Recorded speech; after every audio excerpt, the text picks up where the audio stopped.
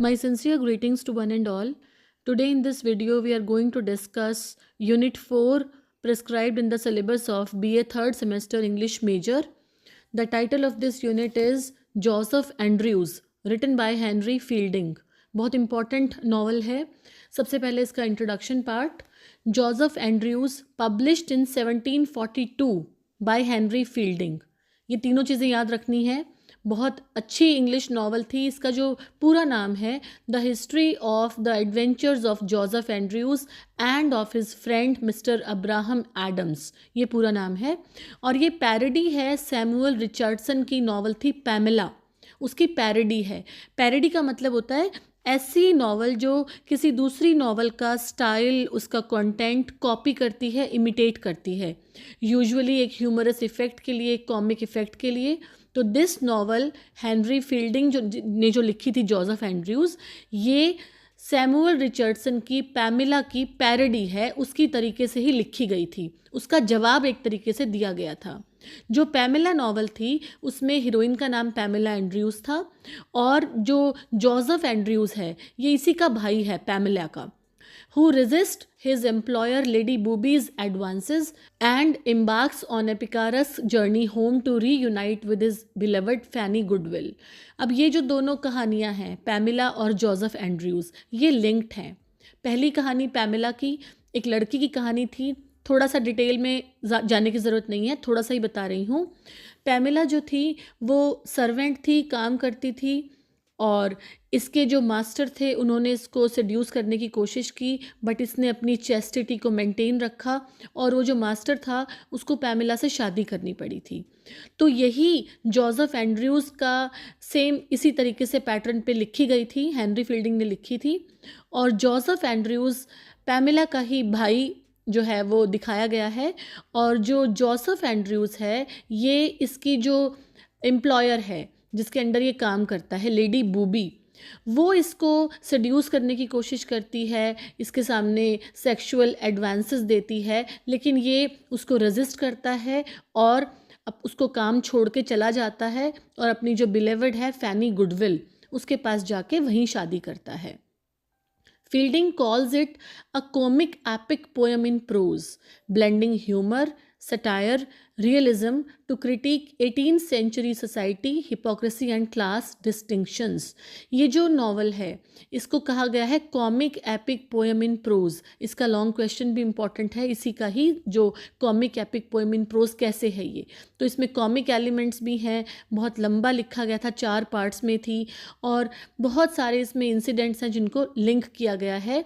और 18th century की जो सोसाइटी थी, जो एक पाखंडी सोसाइटी थी जिसमें बहुत ज़्यादा क्लास डिस्टिंक्शंस थी, वो इस पूरी नॉवल में हमें देखने को मिलेगा. तो let's start with the summary part. आपको सारा समझ में आ जाएगा है क्या. First, Joseph Andrews is introduced as a young, handsome, healthy, morally upright servant employed first by Sir Thomas Booby. अब जोसेफ एंड्रयूज़ एक लड़का है, छोटी उम्र का यंग लड़का, बहुत हैंडसम है, हेल्दी है, और नैतिकता के जो मूल्य हैं वो इसके अंदर बहुत ज़्यादा हैं. ये बहकता नहीं है. और इसको जो एम्प्लॉयमेंट दी थी वो दी थी सर टॉमस बूबी ने.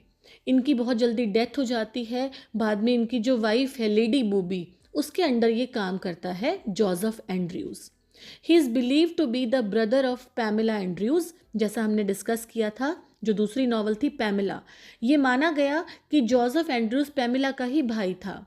whose defense of chastity in Richardson Pamela made her famous.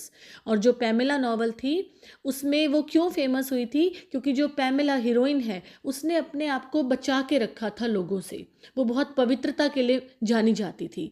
तो हेनरी फील्डिंग ने ये कहा कि केवल लड़कियां ही ऐसा नहीं करती हैं, कई बार लड़के भी खुद को बचाते हैं गलत लोगों से.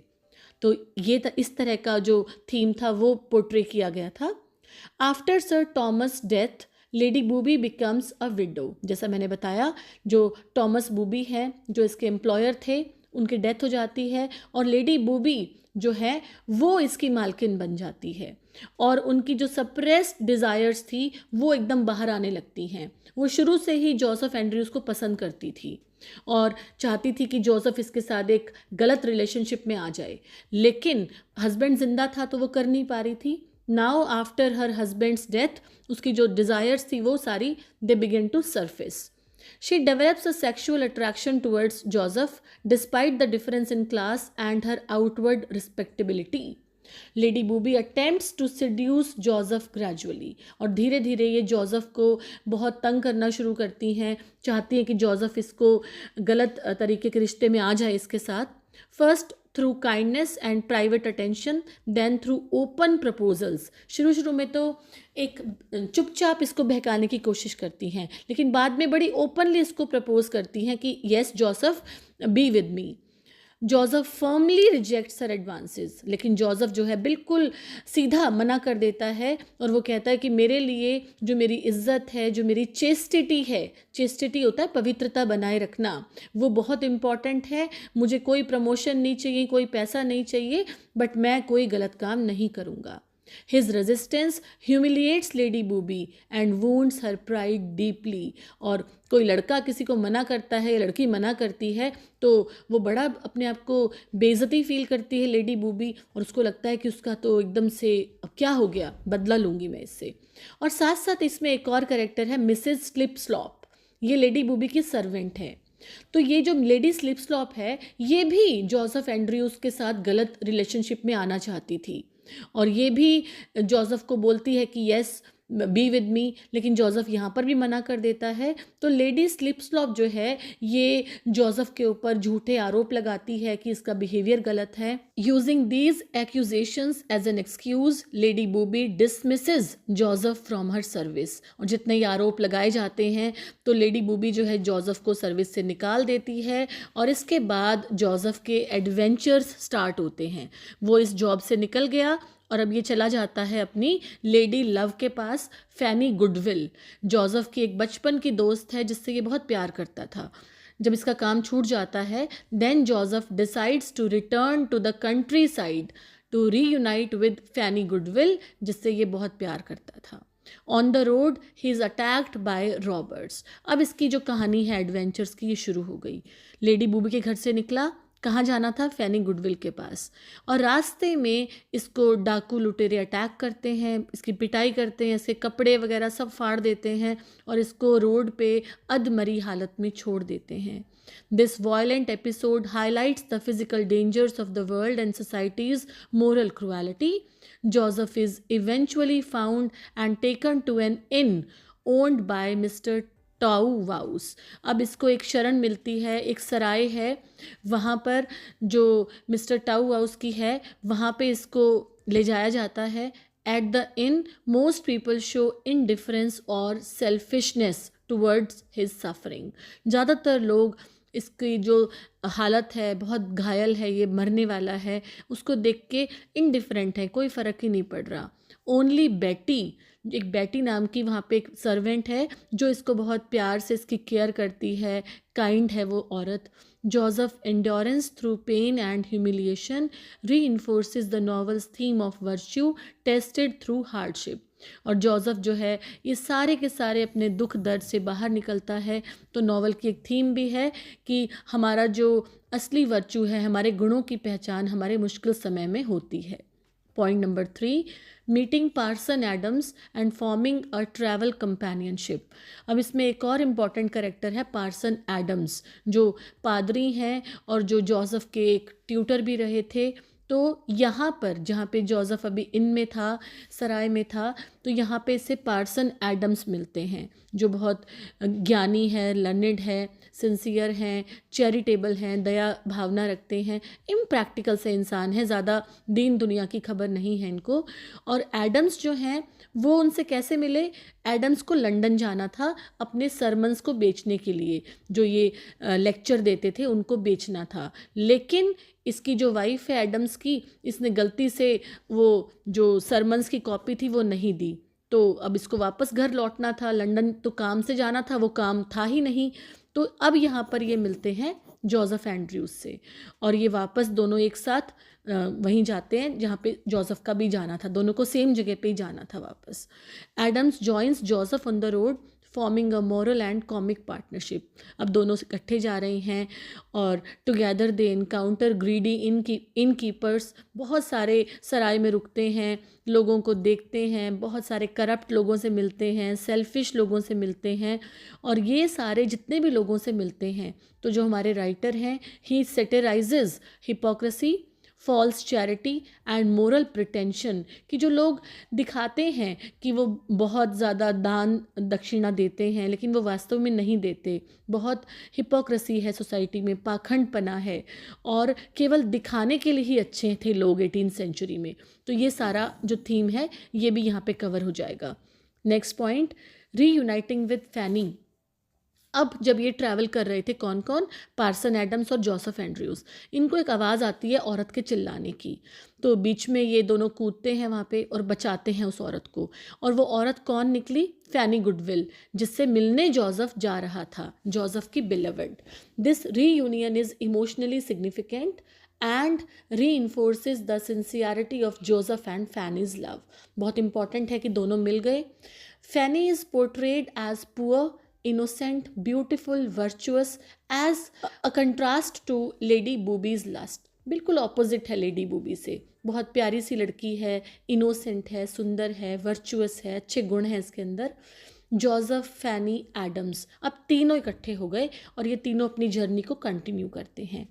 रास्ते में इनको भूख भी लगती है, बेचारे गरीब भी हैं, पैसा भी नहीं है, शेल्टर भी नहीं था, बहुत कई बार अलग अलग हार्डशिप्स को भी फेस करते हैं।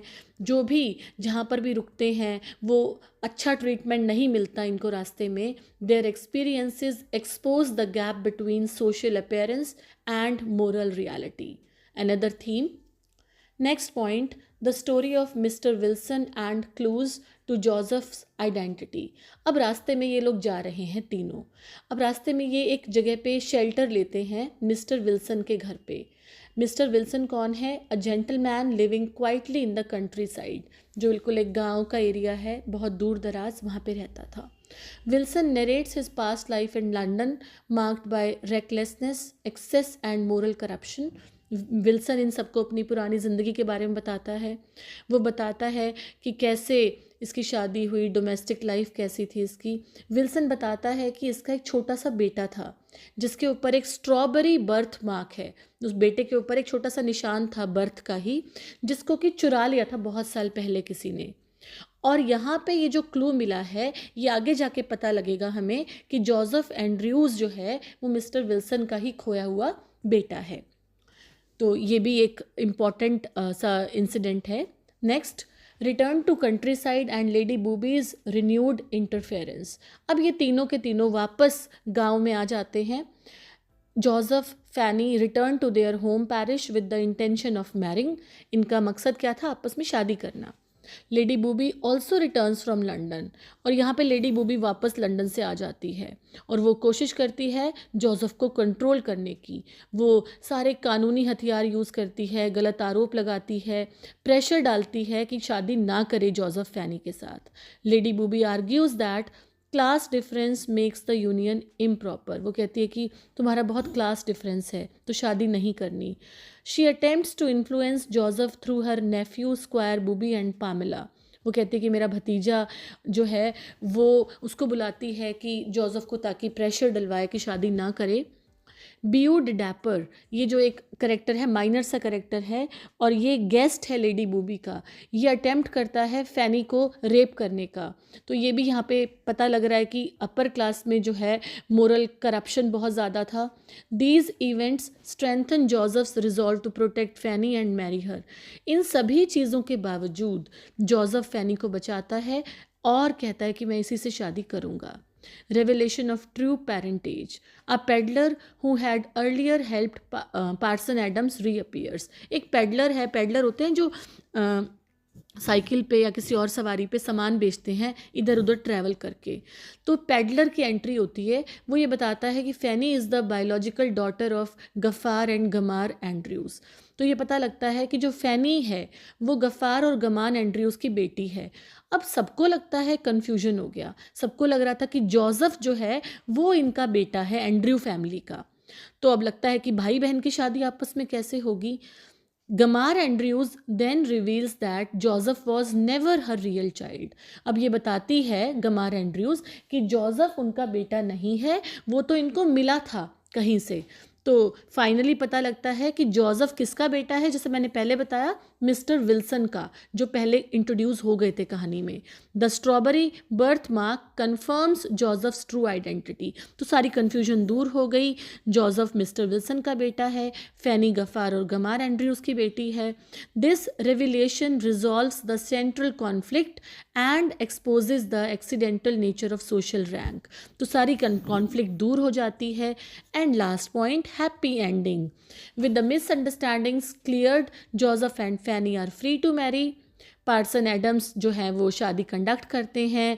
Joseph and Fanny began a happy peaceful married life. Lady Booby defeated and humiliated returns to London. Lady Booby हार जाती है, बेइज्जती हो जाती है, and she returns to London. She quickly forgets Joseph and pursues new pleasures, highlighting her moral shallowness. वो Joseph को भूल के नए नए प्लेजर्स की तरफ मुड़ जाती है, हाईलाइटिंग हर मोरल शैलोनेस, कि कितनी खोखली इसके नैतिक मूल्य हैं। The novel concludes with virtue rewarded, कि जो अच्छे वर्च्यू हैं, अच्छे क्वालिटी के गुण हैं, वर्च्यूज़ हैं, उनको हमेशा रिवॉर्ड किया जाता है। जो हिपोक्रेसी है, जो नकली चीज़ें हैं, जो पाखंड है, वो एक्सपोज हो जाता है और मोरल बैलेंस जो है वो बना रहता है।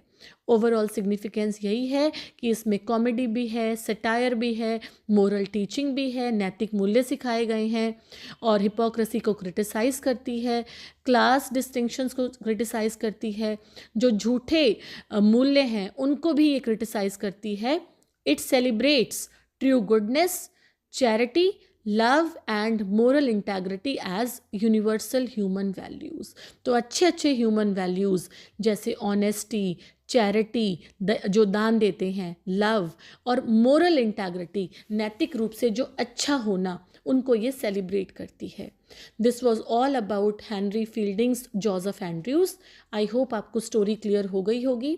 फिर भी कोई कन्फ्यूजन है तो आप मुझे लिख सकते हैं कमेंट सेक्शन में। I try to answer your doubts and queries. All the best for your exams. Thank you and have a nice day.